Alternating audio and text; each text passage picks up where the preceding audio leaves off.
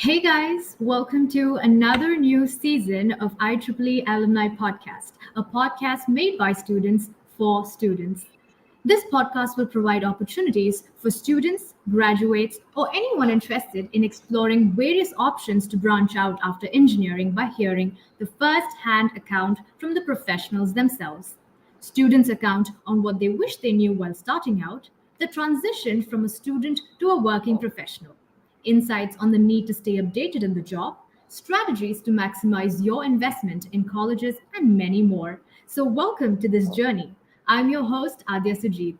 Joining with us today is an alumni of our college, graduated in Electronics and Communication at SJCE in 2019. She has also been the chairperson of IEEE-SJCE student branch and is now working as a consulting engineer at Cisco. I'd like to warmly welcome the ever charming Ananya M B. Thank you so much for taking your time out and joining with me in the IEEE Alumni Podcast, Ananya. Thank you so much, Adya. That was a great welcome. Thank you so much. Hello, everyone. I'm excited for you to share all the wonderful things that you do. So let's start right there. Do you mind telling the fine folks listening to the podcast a little bit about where you completed your studies, what you do for work, what are your passion projects, kind of who you are and how you present yourself to the world? Okay. So basically, I did my schooling, all my schooling, from grade LKG, pre-KG till second PUC in a city called Davangere. So it's in central Karnataka. So I completed my entire schooling here. So soon after that, for engineering, I came to Mysore to our SJC college. So that's where I did my engineering in electronics and communication, like our host Adya already has mentioned. So so after that, of course, due to the campus placement, I got into Cisco, and now I'm working as consulting engineer in the collaboration portfolio of Cisco.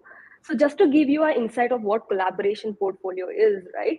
So you would have seen all these IP phones or video endpoints in different meeting rooms, right? Or even the best example would be the WebEx that we use for our meetings, right? So all of those are Cisco's collaboration products. So I work as a consulting network engineer for that particular portfolio of Cisco. So outside of it, I am a very curious person. So if you know me, or if you follow me on Instagram or somewhere, you would see me. 1 week I'd be exploring, a DIY mosaic art kit, or 1 week I'd be doing yoga, or I love to explore different things. I'd be signing up to all these online, offline workshops. I basically love learning new things, and I also love traveling. So yeah, so that's one thing. And coming to my passion project, so about 5 to 6 years ago, I started journaling. It was just a coping mechanism, or just an outlet, to write whatever you feel like. So that started out like your day-to-day accounts. And then that kind of that when I go back and look at it, it also includes the encounters with interesting people, or some interesting conversations I've had, or it also has travel journals. So all of these have been scattered across. So going back, it's a really good. So I'm just working on streamlining that, and maybe publish a blog spot soon. So yeah. Right. Yeah, I did see your Instagram account and your obsession with traveling. You have like really nice outlook to life. That's what I understood out of it. So, do you like intend to like write someday? Because you told me how much of a creative person you are. So, do you ever think you'll end up like writing a book or something, which is pretty much nonfiction or fiction, whatever? Maybe someday. Not soon enough, but someday. Okay. So have you Yeah. always wanted to pursue engineering? Like, was that at the back of your head? Nope, definitely not. So as a kid, it used to be like, you'll get inspired by, what you see on the TV or who you talk to, right? So as a kid, it used to be like, I want to be an organist or something like that. But Okay. I distinctly remember, in grade 4, we had one English chapter about Kalpana Chawla, right? So that kind of stuck with me, and okay, so that chapter stuck with me. So I went back and read about her, and I got to know that she did her bachelor's in aeronautical engineering.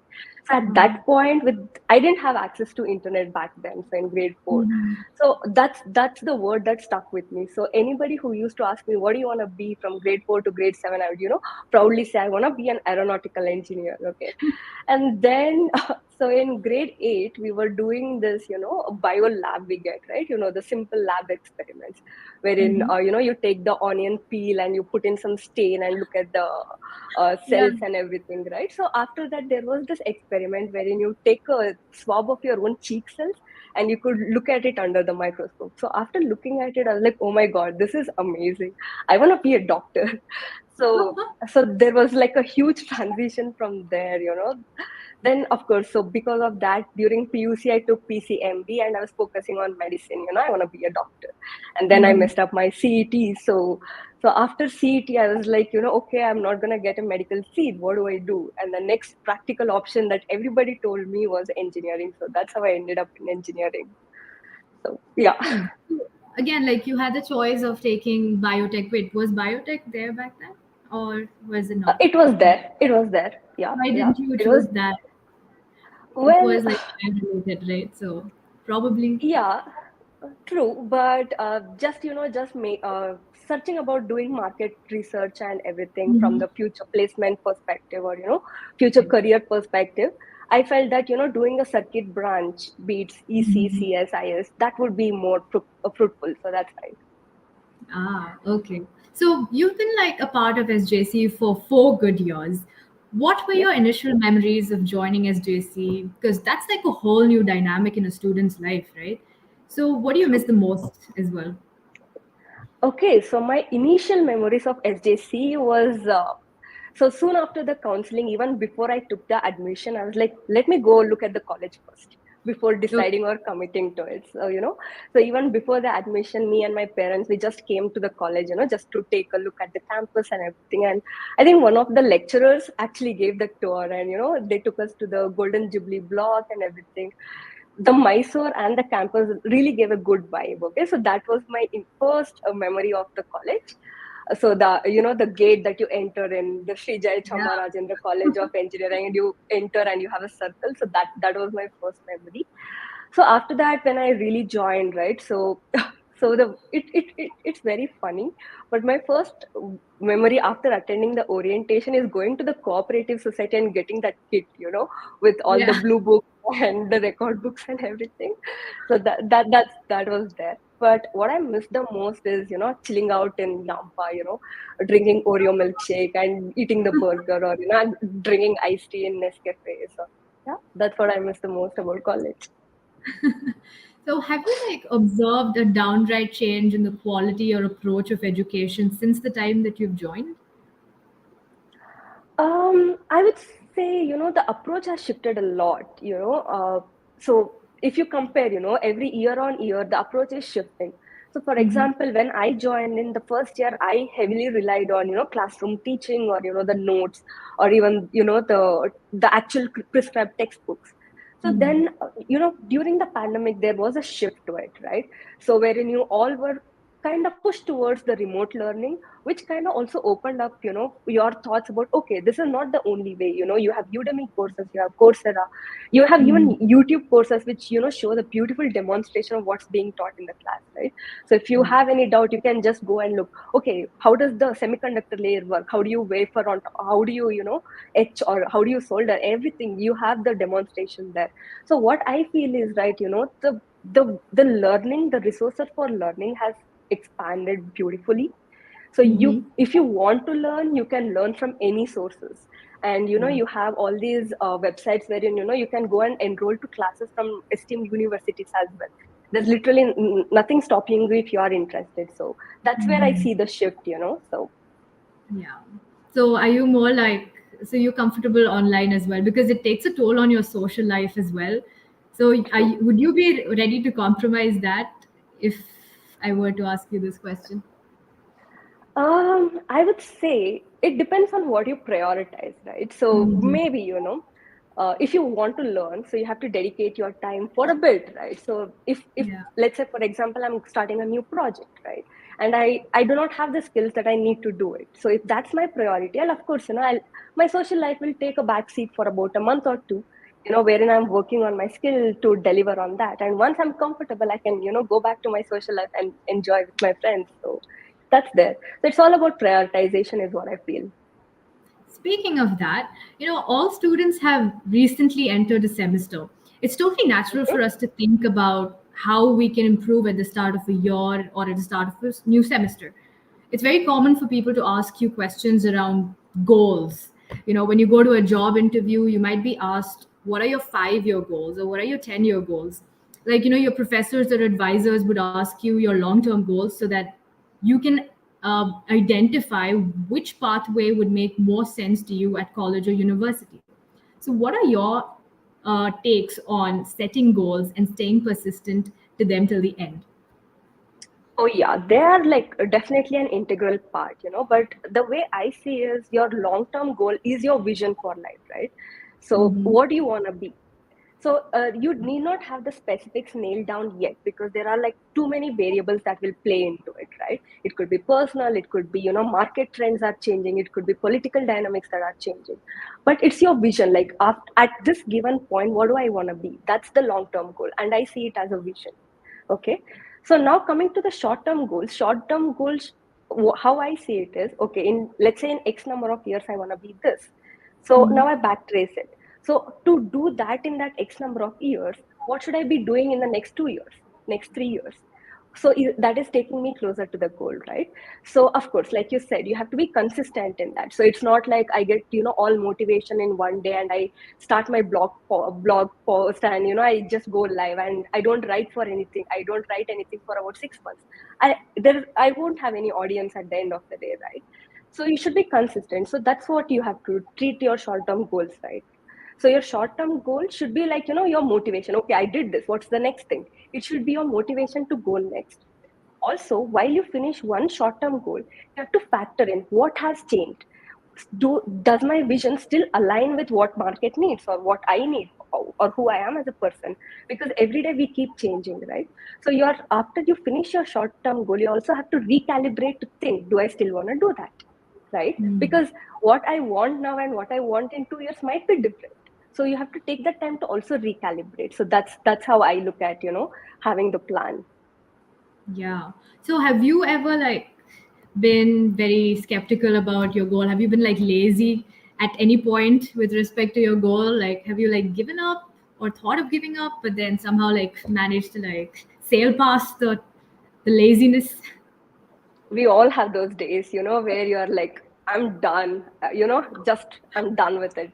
So Yeah. even I have had those days, wherein you are like, dude, this is too much. I really can't, push through anymore, all of that sort. But at the end of the day, you just go back, you just think about why you even started. Do you still, I mean, if you don't align with why you started, then it's okay to quit. I'm not saying just because you started you have to stick to it, right? But at the That's given point, if you still feel that you still want that, then that should be your motivation to get back on the track. I'm like, I'm gonna get through it. So yeah. Were you ever asked the question of what are your, where do you see yourself in like 5 years, like for the job interviews? Like, were you Thankfully asked? not. Thankfully Okay. not. Were you I mentally honestly, prepared?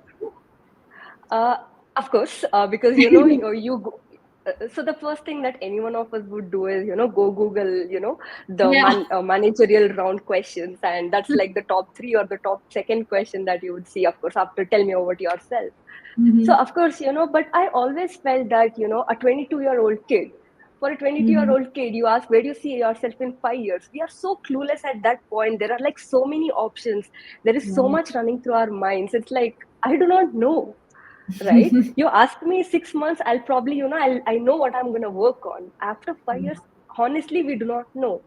But at the same time, it's just that, it could be like, okay, this is the domain I want to be working in. Do I want to Mm-hmm. be working in tech? Do I see myself as a manager? If you at least have that clarity, you can speak about it. If you don't, it's perfectly okay, guys. We have so much time to figure it out. So, how was your journey with IEEE whilst being the chairperson of the student branch? Because I'm sure that'd be like a lot of workload. So, what were the obstacles that you had to face, and how did you maneuver them? Okay, so to start my journey with IEEE, so like I said, right, I belong to the faction of people who came into engineering, came into SJC. We are the smallest faction, completely clueless. I did not know if I wanted to do engineering. I was at that point. So what happened is, as soon as we came in, the first class was computer science. Okay, the basic C programming, and there Yeah. were people with C background, and I, except the HTML and CSS that you do in high school, I had no clue about any programming language. Okay, so and they are like, so you're missing a semicolon, you should be writing a for loop and everything, and I'm like, oh my god, what's happening? It was so overwhelming for me, right? So that happened, and so I was like, am I in the right place? So you start second guessing yourself, right? There you Mm. are surrounded with so many smart people, and you're like, oh my god, what am I doing here?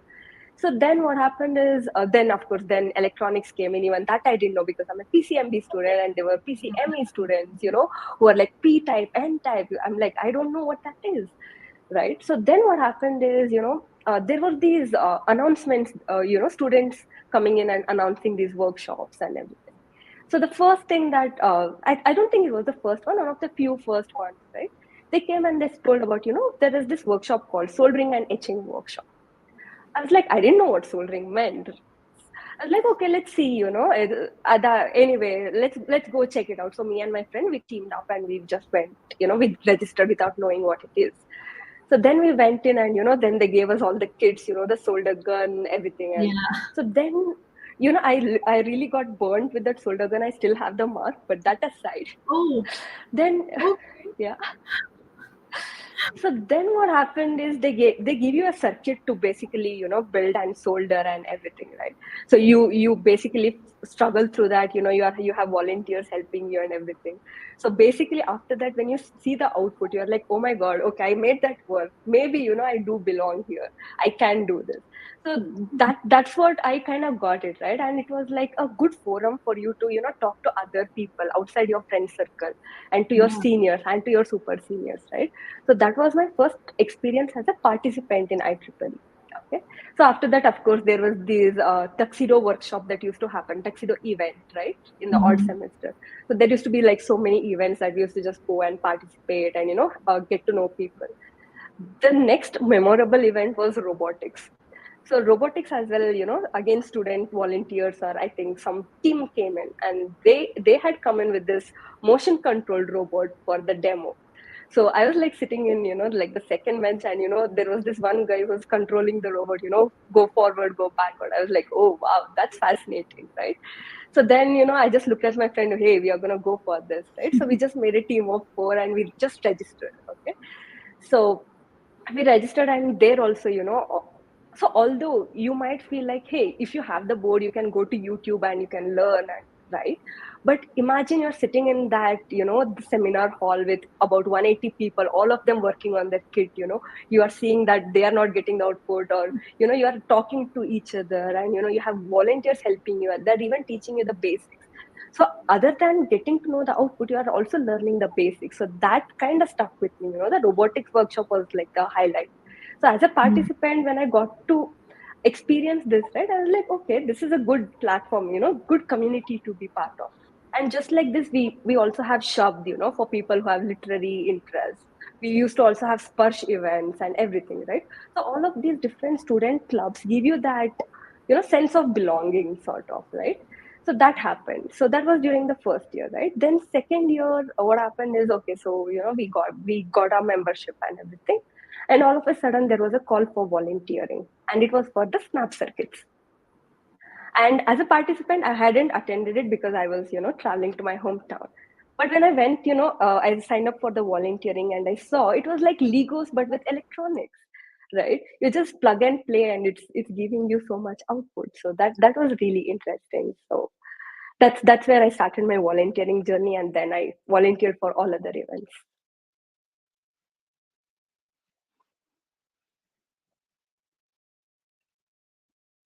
Um,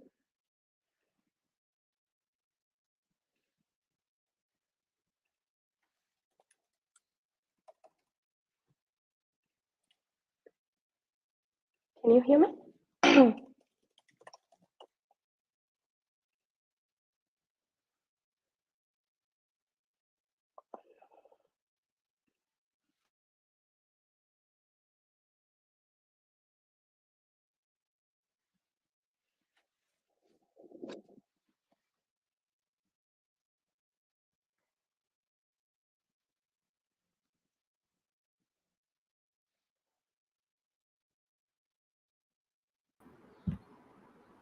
I'm so sorry for that. No worries at all. Yeah. Yeah, yeah. Go on.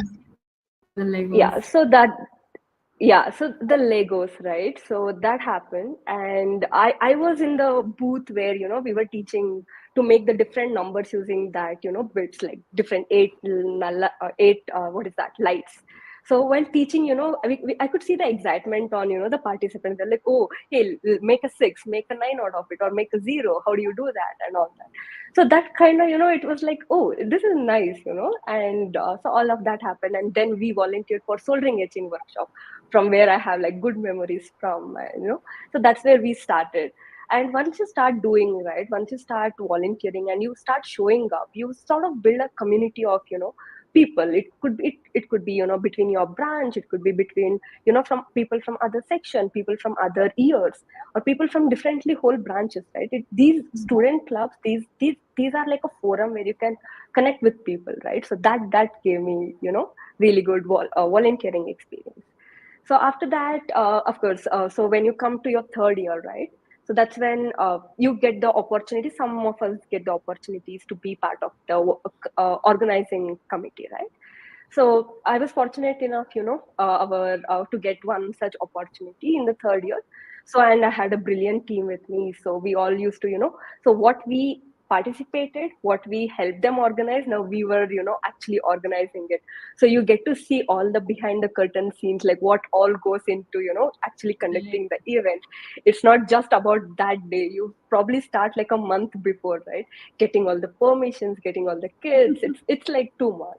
And I always had sort of fascination towards event management and stuff. So this Okay. was like my window to it, like working with such a big team, taking care of so many different logistics and others. So yeah. And you did ask about the workload and everything, right? I agree. Sometimes the work, I would be lying if I said no, it was all cakewalk, or it was all easy. I would definitely be lying. So there are few moments where you have all your assignments piling up, you have your internals coming, you're not getting the halls that you need for the event, and every like Murphy's law, it's happening like. But at the same moment, you learn the skills that you need to maneuver through it. When you're put in the position, you learn. And if Right. you don't, right, even if you break down, you see you have a team, right?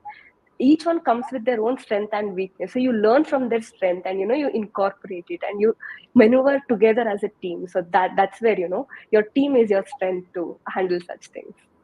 Yeah, I'm sure like there's like a holistic development that happens when you are like volunteering or when you're like a part of a team and you have to work like, as a team and under stress. Yes. That's when you learn a lot of things. And I'm pretty sure like engineering teaches you so many things alongside it. Just like engineering probably is just like 25% of the course and more of a development with respect to your personality and I like agree. I how to agree. just I survive completely in life. agree. Yeah. Yeah. So So, yeah. one of the questions, that always strikes is how to publish a research paper. Where do you Okay. start from, or how to go about it? Were there any challenges that you had to face when you published your research paper? Okay, so all right. So first thing first is, before we even think about publishing a paper, you need the content for it, right? So I mean, although it might sound cliche, the first step would be to start, right? Mhm. So by what I mean by start is, you have to start working on something, because without the content, you can't really go and publish anything, right? So when you start working on the content, be it a project, be it a prototype, or be it an idea either, right? So first thing what you would do, you don't want to reinvent the wheel, right? You first go and Google. That's the first thing any of us would do, right? So you would find similar works, right? People would have done, or some might be completely novel, but some will be similar to what people would have done, right? So first thing is, we search through that. We then search if there are already papers from it, right? So that kind of adds to your whatever you're working on, be it your project or product, right?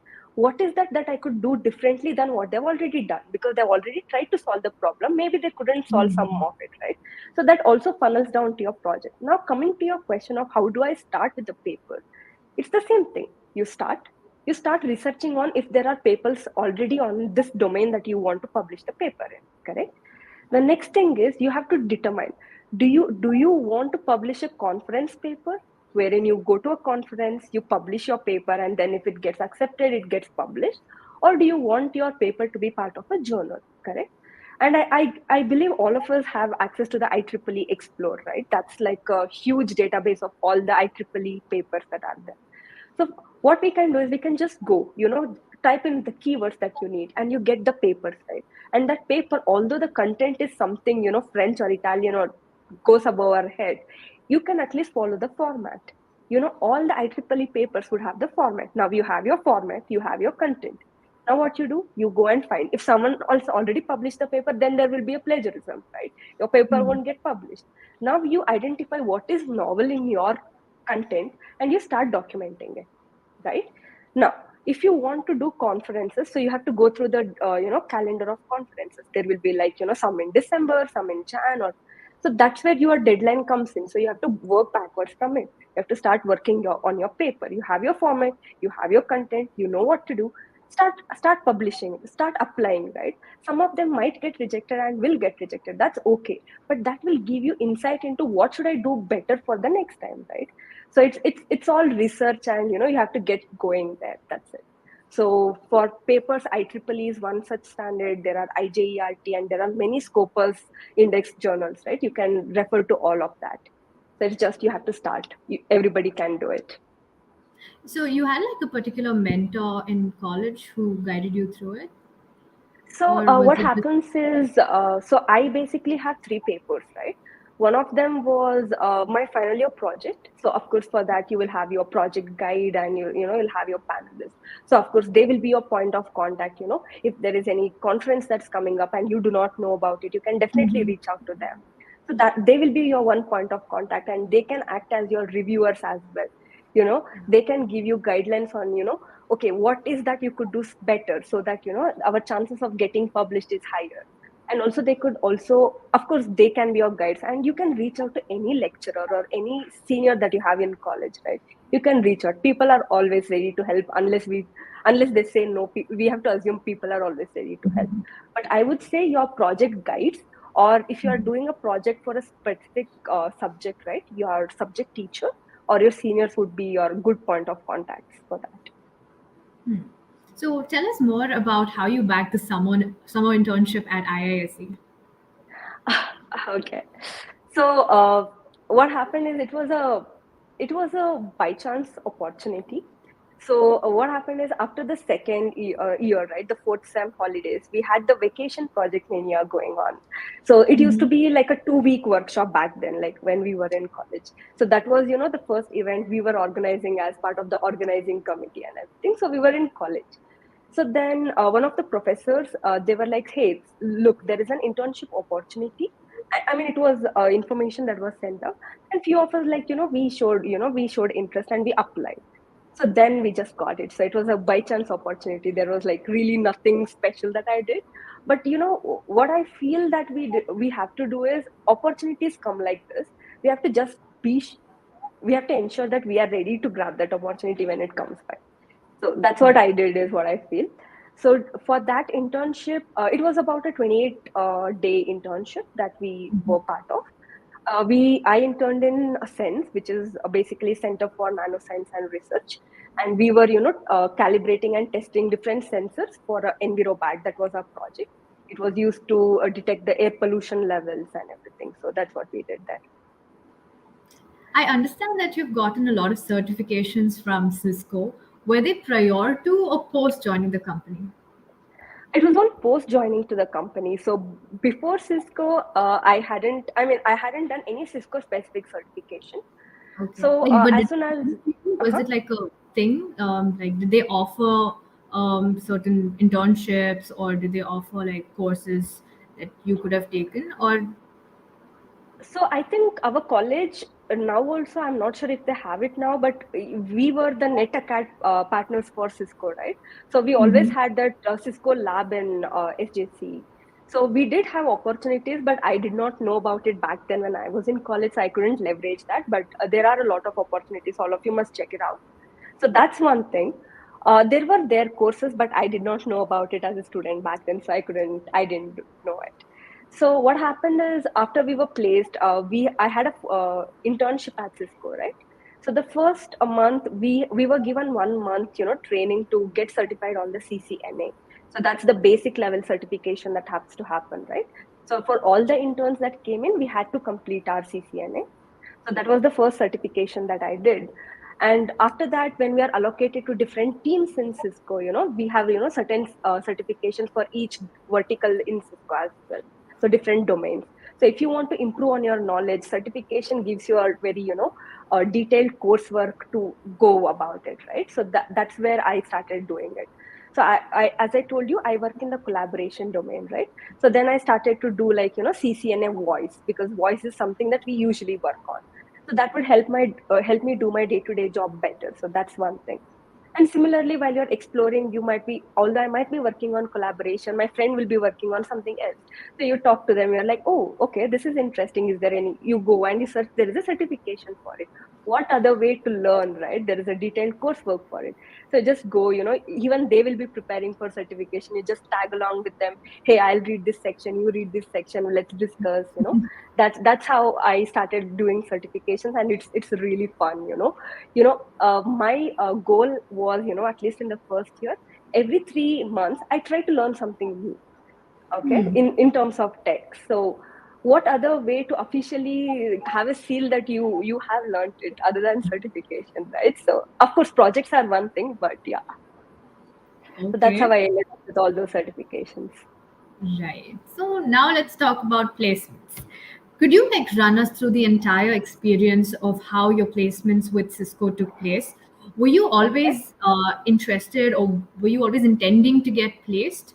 And was Cisco your dream company? Okay. So was I always intended to get placed? Yes, definitely. I mean, I didn't want to. I mean, my first plan was to, of course, getting placed. Get a feel of Mhm. corporate life and everything. So of course, getting placed was top on my list. And okay, to run through, was Cisco on my dream company? Definitely yes. So it was like, on the dream list. Okay, I don't know if I can reach there, but that's my dream company. So it was there in the list, of course. So what happened is Cisco was actually it was the first company that came on campus. So if I'm not wrong, it came around mid-July timeframe. So we had the first day was just, the written test. You have your aptitude test, you have your some programming questions and everything. So you just have to go, you have to write all the tests and everything. So that get locked. So the bad thing was after that 2 days we didn't have any company, and the results were gonna get to know. We were gonna get to know the result after the third day. Okay, so we Okay. just wrote the test. We were like, okay, we don't know if we are gonna get in or not. So we were just preparing on our apti, okay, I have to solve this fast, get this right and everything. So we were just preparing after that. So what happened is, so after I think the third day, we had a pre-placement talk from Cisco. So what they told was, you attend the talk. In the talk, we are going to announce the results of the first round. So you Oh. don't know if you're going to get placed, right? You're just sitting there listening to, the company talks. What are the roles? What does the company do? And everything, right? So we are just sitting there listening in. They're showing all the details and everything.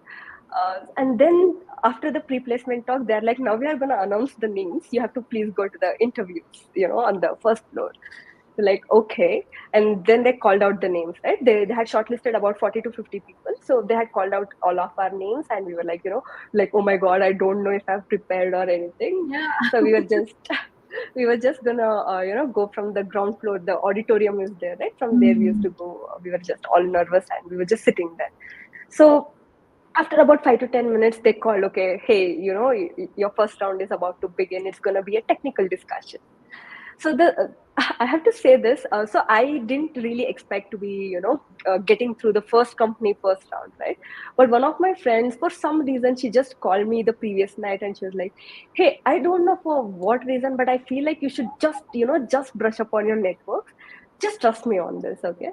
So I was like, okay, I was just brushing up on all the basic networking the previous night and everything. So I was like, okay, fine. I had made like some short notes and everything. So while waiting for the interview, I was just, reading through like whatever I possibly can and everything. So we were just sitting there. So the first round, the placement secretary, they came and said, "Hey, your first round is about to begin." Okay, so I went in. So I had this preconception. That was my first interview of a corporate life ever, right? I had no prior experience. I had this conception it's going to be like really scary. They're going to grill you and everything, right? And I walk in, that person, he gives such a sweet smile. I was like, oh my God, this is okay. I just got so comfortable at that point. Okay. So I was like, okay, I went in for a handshake. I introduced myself. He was like, take a seat and everything. So then he just talked very casually to ensure that we are very comfortable. So that happened, and then the technical discussion started, right? So the best thing that what I felt about this particular round was he was questioning on only those things that you have said in your resume. He wasn't testing his expertise, right? Just because he's from Cisco and I only know basic networking, he cannot really grill me on that, right? Although I was from EC, he was trying to find questions on what I have worked on, which really made me comfortable and confident to answer those questions well. Okay. And he was very sweet, but he was also really mind picking. He was giving like very analytical questions. It was like nowhere in theory you could have read about it. So he used to give a scenario: what type of network topology would you design for this? What do you think we should be recommending, and all such things, right? So it was like a really interesting conversation. Although I wasn't intimidated at this point, I was like trying to find out the ways this can be solved or anything. So that went on for about, I guess, 40-45 minutes. So this discussion went on, and he tried to cover almost everything I put on the resume there. So that was really, I was like, wow, okay. So after that, as soon as I was just coming out of the placement sector, it's like, you have to go to your second round, go. Like I didn't even like get like about a 5 minute brief, and I had to just rush to That was the quick. second round. Yeah. So I went to the second round. Even second round was more of technical discussion. So there he was more interested in to know about the projects that I had done. What is the value add of that project, what was my contribution in that project. And he was asking about specific technical details of that project. You would know only if you have worked on the project. If you're just bluffing around, you wouldn't, right? So he was questioning in that way. So that went well too. So after that, I just walked out, and we had a breather and everything. So I think after like about 30 to 40 minutes, then they were like, hey, you have to go to your third round. So third round was, I think it was like around lunch, and I was having like all butterflies in my stomach. I was like, I cannot eat right now. Let me get over with this, and then I'll do. So the third round I went in. So it was a managerial round, sort of. So he was more asking on terms of critical thinking. He was giving me situations. How would you deal in this case if you are a Cisco consultant and the customer is like all angry or something? Like, what would you do? And he was giving me puzzles to solve, right? And what happened during the puzzles is I basically got about three puzzles. So the first two I knew from before because during your preparations you would have seen, right? You're like, yeah, I know this, you solve it. The third one I did not know, and I'm trying and I'm not getting the answer like right away. I was freaking out. Oh my God, he's gonna kick me out. I'm not gonna go through and all that. So that's all it was running through my mind.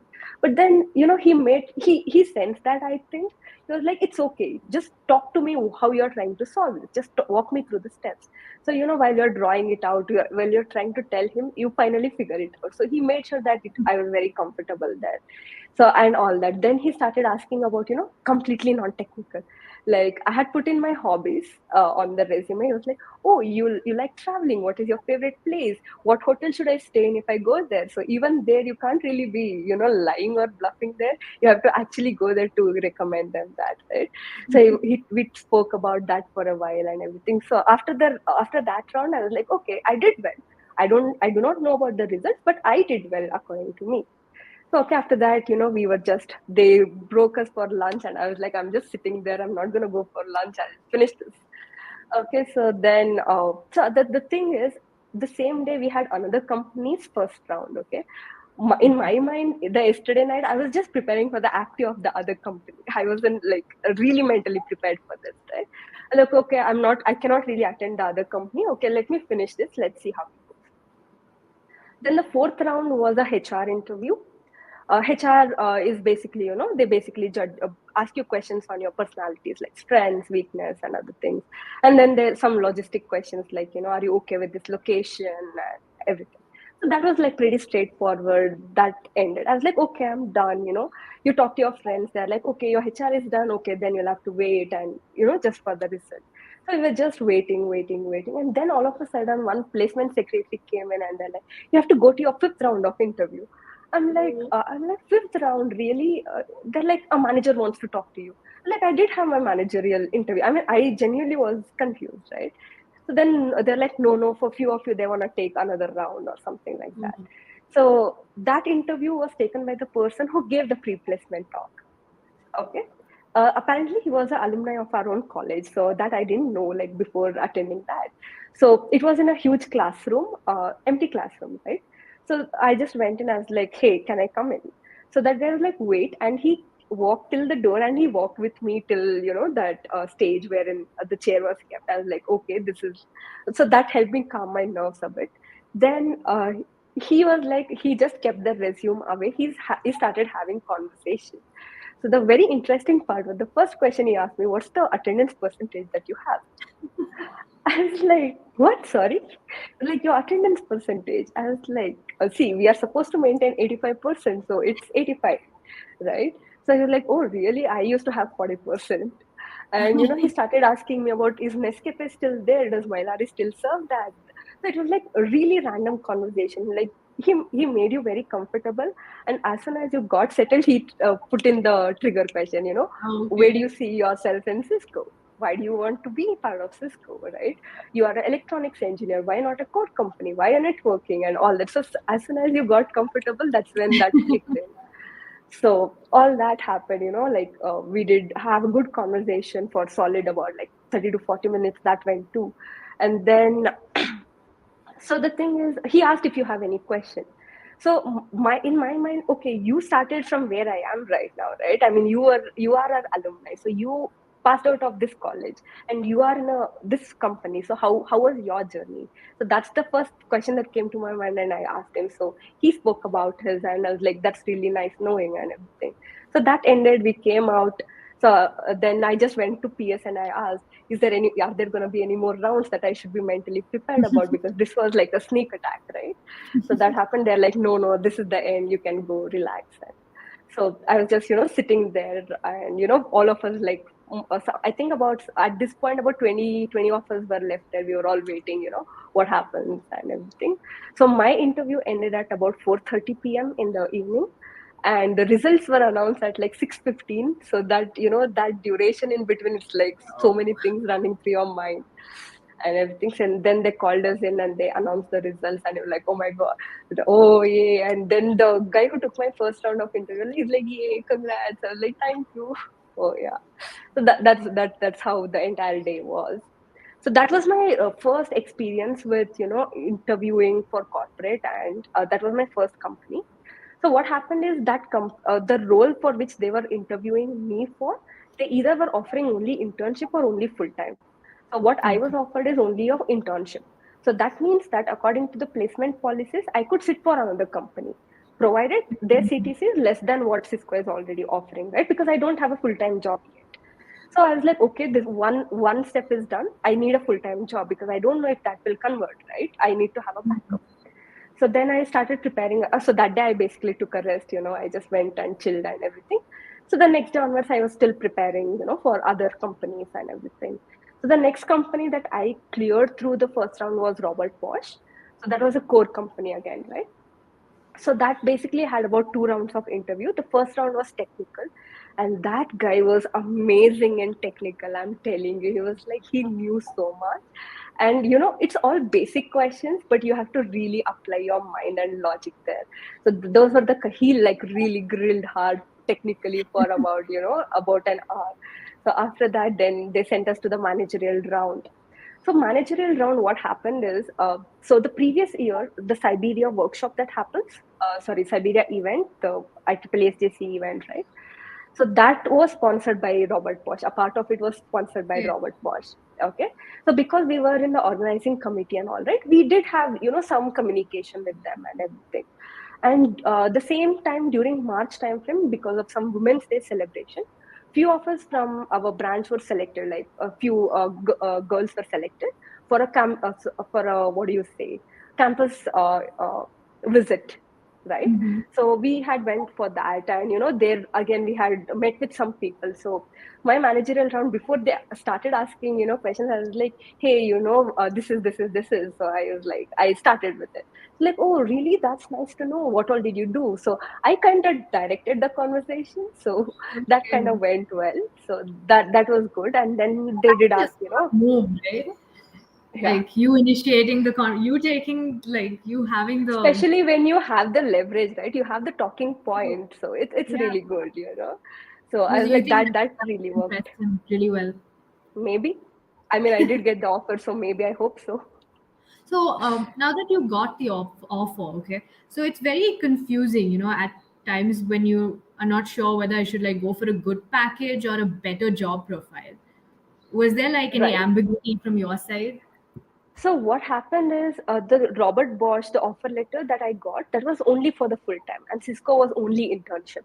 Oh, So Jan to June was gonna be Cisco, no matter what, right? At this point, like after I got the Robert Bosch offer letter, and beyond that, I have Robert Bosch. I don't know, because Cisco hadn't offered me full time back then, right? So I was like, okay, now I'm sorted. I was like, I was focusing on my other things, final year projects, that this. I was like chilling around basically, waiting for all my friends to get placed and everything. So all of that happened, and so around November timeframe in that year, when I was in my seventh semester, right? So every year there is this event that happens called Grace Hopper Celebration India, right? So it's a technologist meet, wherein there will be many keynote talks on different tech domains, and there will be many companies participating there, and it is followed by a career fair. Okay, so career fair is basically about some 100 companies. They put up their stalls. You can go interact with them, get to know what are the openings that are there, what is that they're working on, and you can actually apply there if they're hiring. So that's what happens, right? So me and one of my friend, we got that opportunity to be a student ambassador there. So basically it's like a sponsored ticket to that event, right? So we went in, so first day we were all, we were all excited, to see so many, working professionals. They were all coming in, they were speaking with such confidence, and with such expertise on the tech. We were like, I was just like in awe of everyone, all of them. Then during the career fair, so they also give out goodies. So our main intention was to collect the goodies. But when you go and talk, right, some companies, the people there, they talk about their vision, which kind of aligns with you. Like, oh, this is a good company to be, associated with. So you drop in your resume or stuff like that, right? So we did drop in few resumes there as well.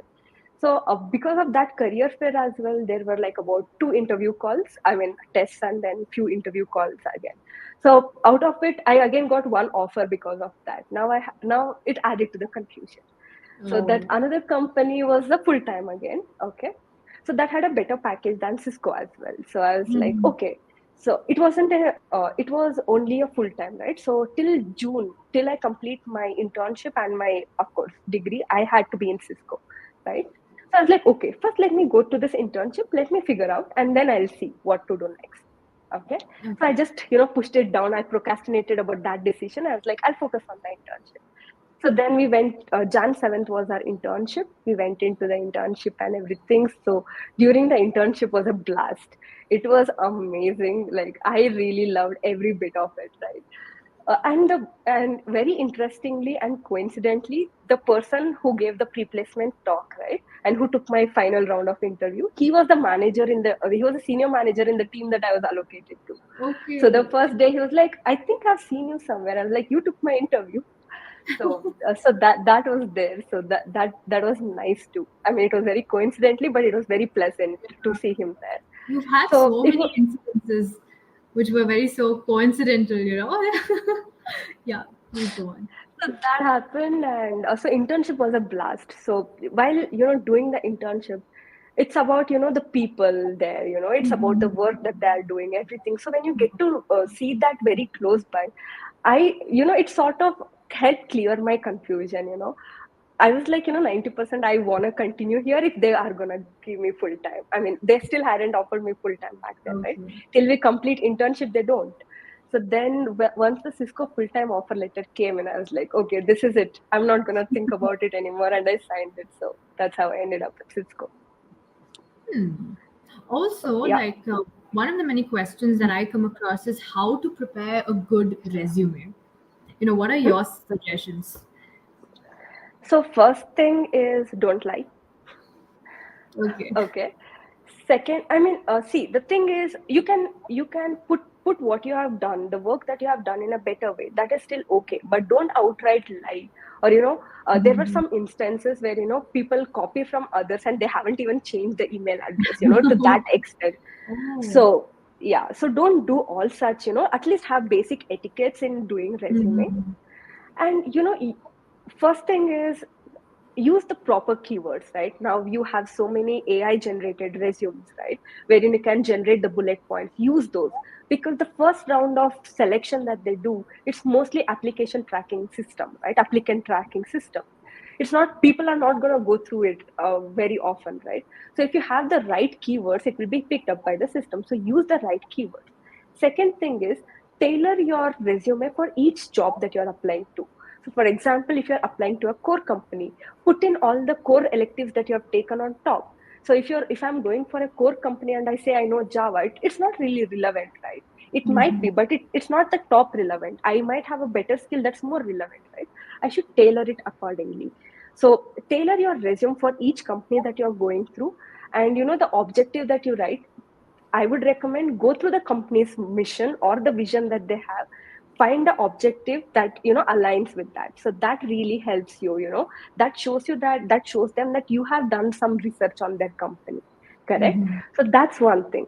And your resume, I think that's about it, right? So don't really just copy paste the standard template to something that you got from your senior. Spend some time on it and tailor it to your needs and to the job that you're applying to is what I would recommend. Speaking of Java, what are the programming languages that you suggest is a must? Like during placements, are there like any specific programming languages that the tech companies are looking for? So I cannot really comment very well on that because I'm not into the software dev role, right? I'm Mhm. more into the networking role. But if you are from an electronics background, or if you do not know any programming language, which is what I was at that point, right? I think Python would be a really good, easy skill to pick it up, right? So Java again takes a lot of effort, but Python is something that you can easily pick up, and it's used for scripting in many places. But at the same time, if you're looking for core SDE skills like software development engineering, then I would recommend go through the skill requirement or anywhere. But if you want to understand the market trends, the one resource that I would recommend is LinkedIn. They post jobs, right? The Mhm. jobs have the job description and they have the requirement. So you identify which is the company that you would want to go to, which is the role. You have the job requirements, and there you go. Those are the skills that you need. So that's how I look at it. So So there's a lot of homework that has to be done, right? Before, like, if at all you have like placements in mind. So yeah. also, like, when did you decide, like, okay, yeah, this is the semester I need to begin preparing for the placements? Was it when they announced that, hey, yeah, we're getting companies now, or was it pre-planned in your mind? Okay, since day one, I need to like aim at placements, Oh no, work on no, no. my skills, do my homework. So my first year engineering was just me figuring out if I want to be here, right? So at that point I didn't have placement in mind. So Mm-hmm. essentially during I think sixth semester, right, when you are trying to choose your core electives, that's Mm-hmm. when I sort of had that in the back of my mind. Do I really want? I mean, if I go into a career, will this help me? So that's where I sort of chose my elective against, right? So that is one thing. But the actual, with all like full determination I started is when they have the placement training, the Okay. the holidays before the seventh semester, the 2 weeks or the 3 week training that you have. That's when it stuck with me. So yeah, Right. that's when I started. But I Okay. did think, sorry to No, interrupt. that's fine. But these things that you do, right? The internships that you do, so all of those do add up. So I think those worked out in my favor as well. So Okay. even before the IASC internship, during my the third and the fourth semester, I was interning. I mean, it wasn't a tech internship, but it was more of a content writing internship that I just got through Internshala. So even that, although it isn't really contributing to your tech development or tech advancement, you can show that, hey, I did something on my own. It shows your initiative, right? So all of those do add up, and all of these volunteerings that you do, all of these extracurriculars that you do, although at the end of the day they'll be like, hey, it's not like, hey, you are part of this XYZ community, that's why we are going to hire you. No, but it's the skill that you develop during while working on it, right, that really helps you. So that's what my thinking is. That's great. So yeah, What are your yeah. thoughts on work-life balance? Do you think it's a myth? I don't think it's a myth. I mean, I honestly feel it differs from person to person, right? So what is the work-life balance? How do you determine it? It's not 50-50 for everyone, right? So let's say, for example, a person early in career, they might not really have other familial obligations or anything, right? For them, Okay. the work-life balance could be 70% of work and 30% of social life work, right? But the Mm. same thing for a middle-aged person, it could be like they want 50-50, right? And for Mm. someone else it could be 40-60. So what I feel is it is not a myth, it is a truth. It just depends on you. How do you define that balance? Do you know what is the balance that you need, right? So it depends on that. And also, especially because of the pandemic, we started working from home, right? With that, the line between the work and the life sort of blurred. Like when we were in office, after you come back from office, it's your life, but that sort of blurred, right? But there again, it's up to you. You set your boundary, right? You say, hey, I'm going to be available from X time to Y time. You reach out to me in that, and after that it's my time, right? But at the same time, when you say that, you have to be available in the time that you are going to say you are being there. So it plays around how each person looks at it. So that's how I see it, and for me it's not a myth, it's reality. So you kind of prioritize your work and your social life, so that helps you keep the balance. That's great. Yes. So Yeah. it's now time for the rapid fire round. Drum rolls. Okay. Okay. Okay. So, what are the three movies you'd recommend to the audience and why? Okay, the top movie I would recommend is a movie called Predestination. So it's a sci-fi mind thriller movie. So it's like the most complex time traveling sequence thing that I've ever seen. It's like a total mind blown movie. The second movie I would recommend is what would I recommend? Any of the Marvel movies. I'm a huge Marvel buff, so any of that. So that would be the second one. Third one would be, there was this movie called Prestige. Okay, great. I really like that movie. So yeah. Cool. So, what's the best moment you can recall that you had in IEEE? I mean, Best I'm sure you moment. said like so many of them, but one of the best, like that you can like never forget. Okay, so for our Siberia event, when we were in the junior organizing committee, right, the junior Okay. execom during our third year. So we were in the creative committee, we put up all these visual displays and everything. So Oh, we were staying in that, the mechanical auditorium till 11 p.m., trying to get with yeah. paint all over us, glitters everywhere and everything. But just looking back at that, all of us working together, having, time of our lives there. So that has to be the highlight. So this actually reminds me of one event. Okay, we were trying to make a countdown timer, a huge display of it, and two of our team members had worked on it. And at the nth moment, when they finally connected it, it just flew up in flames. We were all Oh, just like no looking at way. each other. So, I mean, see, everything doesn't really work out well, but now looking back at it, it's like amazing memories there. That's nice. Yeah. Are you like an early bird or a night owl? I'm an early bird. So people even during the work, or even if my friends call me out, they're like, we'll ensure you're back home by 10. Okay, don't worry. So I'm early bird. Right. Now, this brings us back to that that moment when you had to like talk to the guy interviewing you. Were you like 100% attendance student or a meh 75% attendance student? I would say, till like about third year, I would say about a 90%, never 100%, a 90%. But after, Okay. getting your gang and, you are comfortable with, you are just like, chuck it, we'll maintain the least minimum that should be there. So, yeah. Okay.